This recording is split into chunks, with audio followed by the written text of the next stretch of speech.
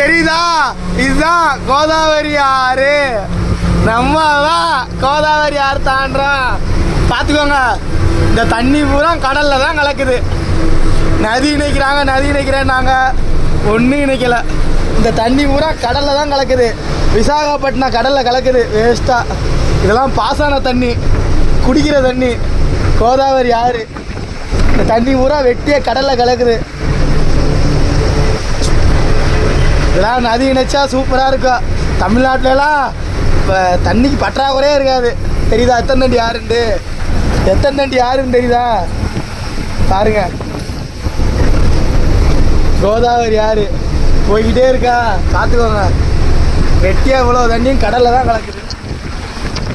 இது குடிக்கிற தண்ணிங்க, பாசன தண்ணிங்க, கடல் தண்ணி கிடையாது. பார்த்துக்கோங்க எத்தனை கிலோமீட்டர் இருக்குன்ட்டு.